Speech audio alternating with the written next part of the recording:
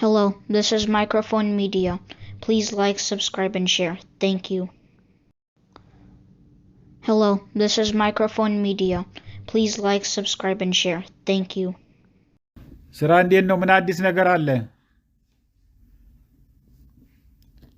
አዲስ ነገር ምን ሞልቷል? እኛ ሀገር አዲስ ነገር ምን ነፍ ነው? ልክ ነው። እስቲ ንገሩን። አንድ የሱቅ ደንበኛ ያለ ከክፍለ ሀገር ዞር ሲመጣ ማታ ለልጆች አስቤዛ ለቤት አስቤዛ ገዝቼ የምገባበት ሱቅ አለ። ከዛ ዘይት 1950 ብር ነበር። ቡና ደግሞ 1100 1200 ምናምን ነበር።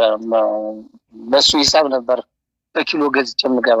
1 ኪሎ ቡና 1000 ምናምን መድኃኔ ዓለም ቆይ ላስረዳ። 1200 1100 ነበር ገዝቼ የምገባ።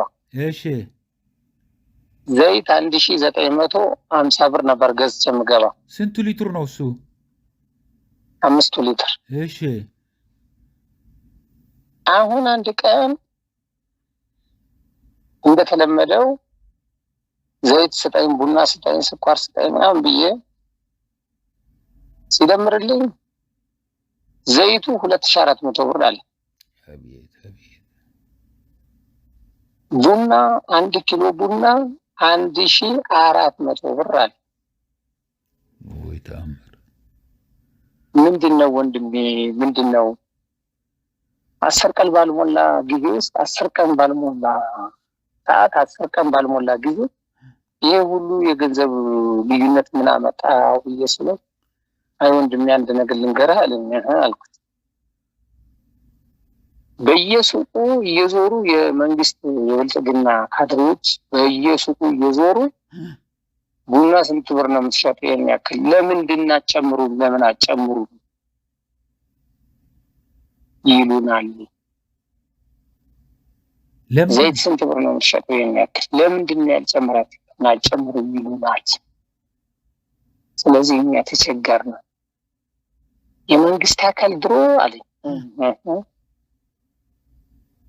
በደርግ ጊዜ ሲወራ ቤተሰቦቼ ሲዋሩ በዳቦ ላይ 5 ብር 5 ሳንቲም በዳቦ ላይ 5 ሳንቲም 10 ሳንቲም ጨምራችሁ ብሎ ደርግ እስር ቤት ነበር የሚከታቸው። እነሱ እንትኑንም ሱቁን ያሽግባቸው ነበር። በአሁኑ በእኛ በብልጽግና ዘመን አለኝ ለምን አልጨመራችሁም ተብለን እኛንም የምንከሰስና እኛ የምንሰደብ እየዞሩ ካድሮቹ እየዞሩ ለምን አጨምሩ እንዴት አድርገን እንጨምር እዚህ ህዝብ ላይ ጨምሩ ለምንድን ነው ጨምሩ የሚሏቸው? ምክንያቱ ለምን ሊሆን ይችላል? መንግስት አሁን በእናንተ ላይ ቢጨመር ምንድን ነው የሚጠቀመው? እኔ አላውቅም። ልጁ ባለሱቁ የነገረኝን ነው እኮ ይህን ለአንተ አሁን ለሚዲያ እንድታውቅ የምነግርህ ያለው።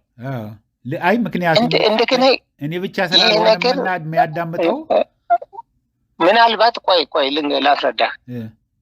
ምናልባት ነገ አሁን ይሄን ሚዲያ ላይ ስታወጣው ሌላ ሰውም ደግሞ እውነት ነው ይሄ ነገር ብሎ በእርግጠኝነት እንደሚልህ 100% እርግጠኛ ስለሆንኩ ነው። ከዛ ይሄ ነገር እንዴት ሊሆን ይችላል ብዬ ያንን ያለኝን ገንዘብ ከፍዬ ይዤ ሂጄ ከዛ ወደ ስራ ቦታ ሂጄ እንደዚህ ስንዋራ ለጓደኞቼ ኧረ እናንተ እንደዚህ ተባልኩኝ፣ ባለሱቁ ደንበኛ እንደዚህ አለኝ፣ ይሄ ነገር እንዴት ነው ስላቸው እንዴ ይሄ ሐላል አይደል እንዴ? በመርካቶ በፒያሳ በምናምን ያሉ ሱቆች እየገቡ ለምን አጨምሩ እየተባለ በግድ እያስጨምሯቸው አይደል ብለው ከሌላ አፍ ደግሞ ሰማው ይሄን ነገር። ስለዚህ እውነት መሆኑን አረጋገጥኩ ማለት ነው። እና ወንድም አለም እኔ ምን አይነት እንደው ይቺ ሀገር ምን አይነት እንደው ህዝቡ ከኔ ጀምሮ የኢትዮጵያ ህዝብ ምን በደል ብንበድል ምን ኃጢአት ቢኖርብን ምን አይነት ወንጀል ቢኖርብን እንደሆነ ይሄ ብልጽግና የተባለ መንግስት ምን በደል ብንበድል ነው እንዲህ አይነቱን ማት በፊት እኮ በወርም ሆነ በሳምንት በ15 ቀን መስመር ሄጄ ስመጣ የሚተርፈኝን ብር እንኪ ስትፈልጊ ቁብ ጣይ ስትፈልጊ አስቀምጪው ብዬ ለባለቤቴ ሰጥቻት የሚሄደው ገንዘብ ነበረኝ። አሁን ግን እንኳን ገንዘብ አስቀምጬ ሊሄድ ይቅርና አበል አልበቃይ ብሎ ልጆቼ ማታ ማታ የሚፈልጉትን እንኳን አሁን ነገ ተነገ ወዲያ እያጣሁ እየሄድኩ ነው። እስካሁን ደህና ነኝ እግዚአብሔር ይመስገን። ነገ ተነገ ወዲያ ግን ምንም አላገኝም። ይሄ ነገር መፍቻው ምን እንደሆነ እግዚአብሔር ይወቀው። እስቲ መሰረታዊ የሆኑት ይንገሩኝ። ምክንያቱም ውጭ ያለን በተለይ በዳያስፖራ ያለው በመላው ዓለም ላይ ያለው አድማጫችን እኔ አሁን እዛ እያለሁ አንድ ቢራ 10 ብር ገባ ብለን በጣም ተናደን ነበረ። 1 ኪሎ ቡና የቅዱስ ገብርኤል የበርበሬ ሁሉን እስቲ የቻሉትን ይንገሩን። ስንት እንደሚሸጥ ከቻሉ ካላስቸገርኩት። ቢራ ጠርሙስ ቢራ 80 ብር ነው። አንድ ጠርሙስ ቢራ 80 ብር ነው። ቡና እንደውም እናንተ ሰፈር አልቀነሰም ተብዬ 1400 ብር ነው። ስኳር 190 ብር ነው። ዘይት 240 ብር ነው። ሊትሩን ነው የምናወራው አሁን። እሺ 5 ሊትር ዘይት 2400። እሺ ሌላ ምን ልንገር? ይሄ በርበሬ ስንት ይሆናል አሁን ኪሎውን? በርበሬ ቀነሰ ተብሎ 680 ብር ነው 1 ኪሎ። አሁን እንደውም ክርስቶስን እንዴ እንጀራ ስንት ነች አሁን? እንጀራ ይቺ 1 ብር የምትሸጥ የነበረችው በየሱቁ 1 ብር 35 ብር አንዷን እንጀራ። ይቺ ስስዋንም ይሸጧት አንድ እንጀራ በጣም ስስ እኮ ነው በየሱቁ የሚሸጠው የነበረው። የዛሬ ይሄ ሀጫሉ የተገደለ ጊዜ ነው እኔ አሁን ወደዚህ የመጣሁኝ ማለት። ስለዚህ የዛን ጊዜ 1 ብር ነበር። 1 ብር ነበረ። 35 ብር ነው አንዱ እንጀራ። እንጀራ ደረቋ እንጀራ። ሰው እንዴት ነው የሚኖረው? እኔ በጣም ነው የገረመኝ እውነትን ለመናገር። እንዴት አድርጎ ነው የሚኖረው? ቤት ክራይ አለ፣ ልጆች ትምህርት ቤት አለ። እንዴት አድርጎ ነው የሚኖረው? በፈጣሪ ቸርነት የኢትዮጵያ ሕዝብ እንደምታውቀው ሙስሊሙም ክርስቲያኑም ወደ ሙስሊሙም መስጊድ ይዞ ሄዶ ጉዞ እያለ ነው። ክርስቲያኑም ቤተክርስቲያን ሄዶ ጉዞ እያለ እያለቀሰ እየመጣ ነው። ስለዚህ ትልቁ የኢትዮጵያ ሕዝብ ትልቁ በሃይማኖቱ ጸንቶ አልቅሶ እንባውን በር ላይ ጠርጎ እንደዚህ ረጭቶ ስለሚመጣ የዚህ የምስኪን ሕዝብ እግዚአብሔር ብቻ ነው ያልጣለው። ከሁሉ በላይ እኔ የሚገርመኝ ጡረተኛ ለፊክስድ ኢንካም የሚባል ያው ቋሚ የሆነ ምንም የማይጨምር ምናምን። እናንተስ የጊዜው እንኳን እያዩ ማሪም አበልም ምናምን ሊኖር ይችላል። ይሄ ጡረታ የምትሰጠውን አትጨምር አትቀንስ ነች። እንዴት አድርጎ ይኖራል እሱ? አባት ጡረተኞቹ ልመና ውስጥ በፊት አሁን አንድ ነገር ልንገርህ። በፊት የኔ ቢጤ የምንለው መንገድ ላይ ልብሱ የተቀዳደደ ልብሱ የቆሸሸ እንደው ከማጣት አንጻር ራሱን የጣለ ነበር አይደል? አሁን የምታየው ጽድት ያለ አለባበሱ ኑሮው ተደላድሎ እየኖረ ነው። መንገድ ላይ ስለምን ታገኘው የድሮ ልብሱን በቃ ያቺ ድሮ ደህና እያለ የገዛትን ልብስ ለብሶ ሱፉን እሷን ለብሶ አዎ ኑሮው ደህና እንደነበረ ያስታውቃል። ሴቶች በተለይ ሴቶች ህፃን ልጅ ይዘው ነጠላቸውን ተሸፋፍነው ማንነታቸውን እንዳይታወቅ ማዳበሪያ ነገር ወይ ፌስታል እንኳ ቀርቷል። ማዳበሪያ ነገር ከፊታቸው ዘርግተው ቁጭ ብለው አይለምኑ ምን አይሉ ሰው እያዘና እየጣለ ይሄዳል። እግዚአብሔርን የፈራስ። ስለዚህ ወዴት እንሂድ? ህዝቡ ግን እስካሁን አሁንም ቢሆን በጣም ምን እንቅስቃሴ የሌለው ፈሪ ሆነዋል። እንዴ ይገርመኛል እኮ በዛ በኢህአፓ ጊዜም በኢህአደግ ጊዜም በደርግ ጊዜም ያ ሁሉ ሰልፍ 97 ምርጫ አሁን ትዝ ይለኛል። ሀብተ ጊዮርጊስ ድልድይ፣ ተክለ ሃይማኖት የማረሳቸው ናቸው። ብዙ ሰው ግርግር ፈጥሮ በቃ የፈለገ ታፍሰብ ወደ ዝዋይ ታስሮ ቢወሰድም ሰላማዊ ሰልፍ ያደርግ ነበር። ነበር አስታውሳለሁ። የአዲስ አበባ ሰዎች ምንድን ነው ሙሽሽ ያለው እንደዚህ በቃ ለራሱ ፈሪ ሆነ ቀረ? በዚህ ዙሪያ አውርተን ነበር ከጓደኞቼ ጋር ማለት ነው። ጅቡቲ እያለን ጅቡቲ የጭነት መኪና ነው የምንይዝና ጅቡቲ ተሰብስበን በዚህ ዙሪያ ስናወራ ምን አለ አንዱ ሸገር ዳቦ የሚባለው ዳቦ ላይ የሆነ ማደዘዣ አብረው አብኩተው ነው ለህዝቡ ያበሉታል። ይመስላል፣ እውነት ይመስላል። እና በጣም ገርሞኝ ሸገር ዳቦ ማደዘዣ ለአዲስ አበባ ህዝብ ማደዘዣ አብረው አብኩተው አብልተውታል። ስለዚህ ማደዘዣ የበላ ህዝብ እንደነዱት ነው የሚነዳ አለ። በቃ ወይ ተአምር። በጣም ያሳዝናል። በጣም ያሳዝናል። ምርጫ ይደረጋል ብሎ ነው እውነት ለመናገር አሁን እየፈረሰ ያለ ነው ነገሩ። እውነት ለመናገር ሁሉ ነገር ከተበጠበጠ ነው። ጠላውም ውሃውም ከጭቃው ጋር ቀላቀለ ስታወጣው ንጹህ የሚወጣው ያኔ ነው። ካልደፈረሰ አይጠራም። ግን እውነት ነው። አሁን ማን ተወዳድሮት ነው ከማን ጋር ራሱ ሮጦ ራሱ አሸነፍኩ ሊል ነው እንጂ ይሄ እብደት የተጠናወተው መራጮስ ማን ነው? ማን ይመርጣል? እውነት ለመናገር ምንድን ነው? አሁንም ግን ሰልፍ ውጡ ቢባል ይወጣል። የአዲስ አበባ ውስጥ የብልጽግና ተጠቃሚ የሆኑ አሉ። አንደኛ የብልጽግና ተጠቃሚ፣ በሁለተኛ ደረጃ ደግሞ እንደዚህ አቅም የሌላቸውና ብልጽግና ቢደግፋቸው የሉ ሴፍትኔት ምናምን የሚባሉት እነሱ ይወጣሉ፣ ይመርጣሉ። ምክንያቱም ያው ቢተዳደሩትም በብልጽግና ወጪ ስለሆነ ማለት ነው። እንዳትቀርባቸው ያቺ ጥቅም ትቀራለች። እውነት ነው። ከዛ በዘለለ ወንድም አለ እናንተም ውጭ ያላችሁም ስለ ኢትዮጵያ ሕዝብ ብላችሁ ጸልዩ። አሜን። እውነቴን ነው። የኢትዮጵያ ሕዝብ አሁን እንዴት እየገጠማችሁ ነው?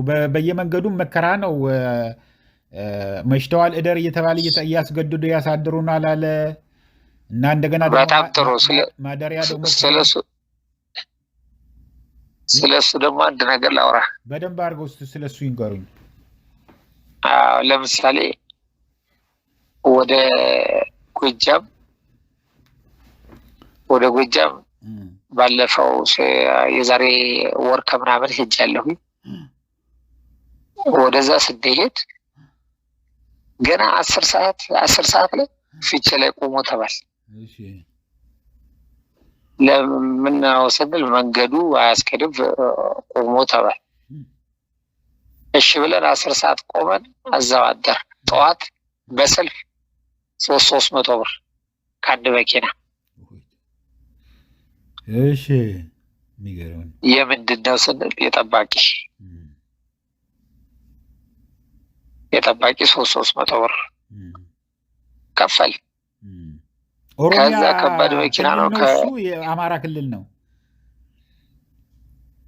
ፊቼ ኦሮሚያ ነው እንጂ ኦሮሚያ። ኦኬ እሺ።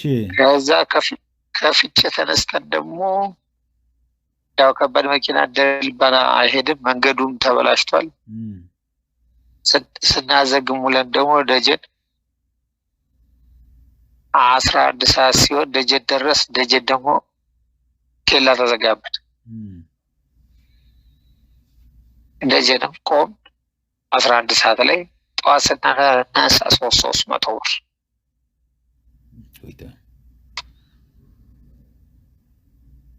ከዛ በኋላ በግድ እዛ የምንፈልገው ሀገር ደርሰን ተመለስን። ማዳበሪያ ስንጭን ጤቅ ከደጀን ወጣ ብሎ ጤቅ የምትባላለች 5 ኪሎ ሜትር ነው 3 ኪሎ ሜትር ላይ ጤቃለች። እዛች ጤቅ ላይ 15 ቀን 20 ቀን ነው የምንቆም። ለምን ባጃቢ ነው የምትሄዱ ባጃቢ ነው የምትሄዱ ተብለን እሺ በ15 ቀን ሙሉ እንግዲህ ትከፍላላችሁ። እኛ የምንሰራው ምንድነው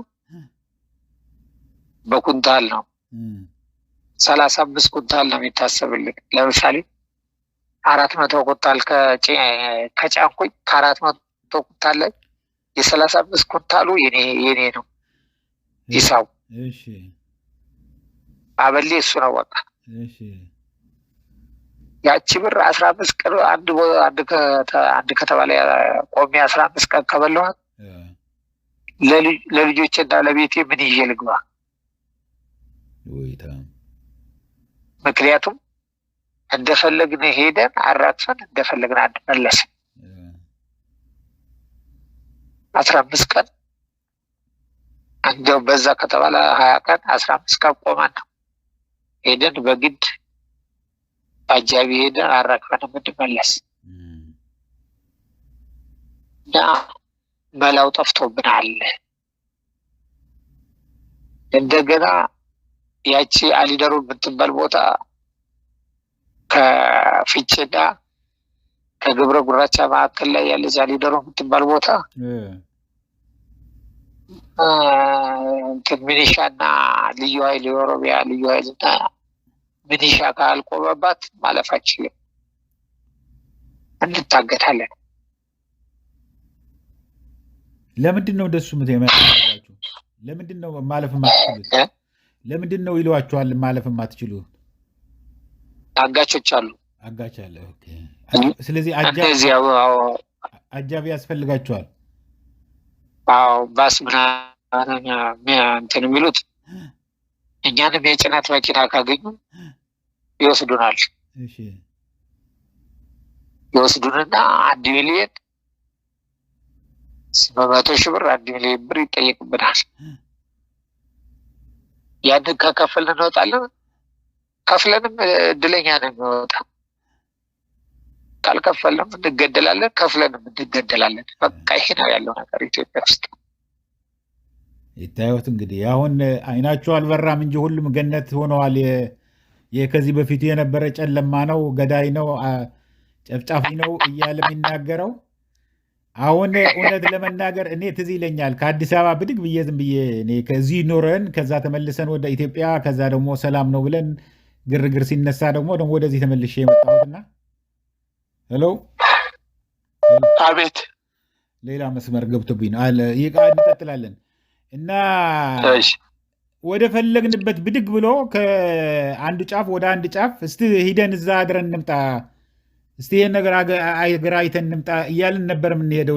ሌሊትም ቀንም ምንም የሚያስቆምህ እኮ እኔ በዚህ በደቡብም ሂጃለሁ፣ በሐረር ሶማሊያ ክልል ድረስም ሂጃለሁ፣ ከአዲስ አበባ ትግራይ ሂጃለሁኝ። ያልሄድንበት ነገር የለም መኪና ልጆችን ይዤ ማለት ነው። እና ያ ሁሉ ነገር ቀረና አሁን በሄድክበት ቃቃቂ መሄድ አትችልም እያለ ጓደኛዬ በቀደም ሲያስቀኝ ነበር። እውነቱን ነው። በወያኔ ጊዜ አንድ ነገር ልንገርህ። ባለፈው ቢች ነገር ተናግሬያታለሁ። በወያኔ ጊዜ ቀን ስናራግፍና ስንጭን ነው የምንውል። ሌሊት ነው ጉዟችን። ሌሊት ሄድን ማለት ለመኪና ሰላም ነው፣ ሙቀት የለም። ለሹፌር ለረዳት ሰላም ነው፣ ሙቀት የለም። 24 ሰዓት ሌሊቱ ሙሉ ስንነዳ የምናድር ኬላ ወይም ደግሞ መንገድ ላይ እጅ ዘርግቶ ማነህ ወዴት ነው የሚል የለም።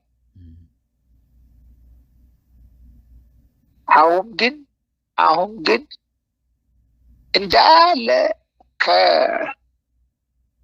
ከአባይን ድልድዩ እንደተሻገር ከሱ ጀምሮ እስከ ፍቼ ድረስ ከፍቼም አልፎ ጎርፎ ገብርኤል የሚባል አለ። እዛ ድረስ ምንድን ነው የተፈጠረ ያለው? ወታደር መንገድ ላይ ወታደር ካልተበተነ እኛ መንቀሳቀስ አንችልም። በኮንቮይ በአጃቢ ነው ምክንያቱም ነው ቦምቡ ምናምን በአጃቢ ነው ይደረጋል የሚንቀሳቀስ ይቀበራል ወይስ አሉ። እንዳይመጣ ዘራፊ ተብሎ ነው? ኮምቦይም አለ። ኮምቦይ በቶዮታ ልዩ ኃይሎች የኦሮሚያ ልዩ ኃይሎች እነሱ በቶዮታ አንዴ ያጅቧቸው ወደዛ አንዴ ወደዚህ እያሉ መኪኖችን እንትን ይላሉ።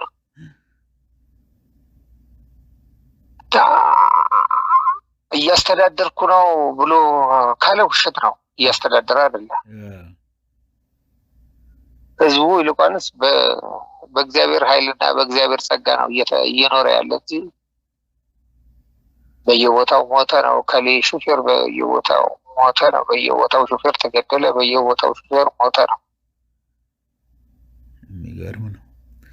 ኧረ እግዚአብሔር ይጠብቃችሁ። እውነት ለመናገር እኔ የኢትዮጵያ ህዝብ አሁን እግዚአብሔር ይቅር የሚልበት ጊዜ የደረሰ ነው የሚመስለኝ። ምክንያቱም ምን መሰልዎት አሁን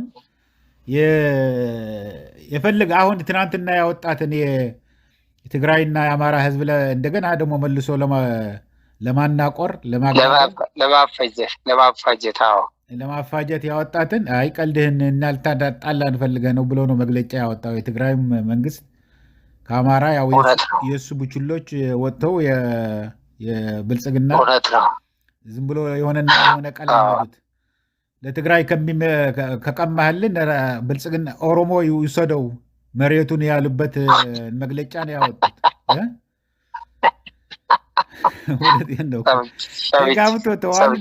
ተዛምዶ አንድ አይነት ባህል ኢትዮጵያ የሚባለው እኮ አማራና ትግራይ ነው ጋሺ።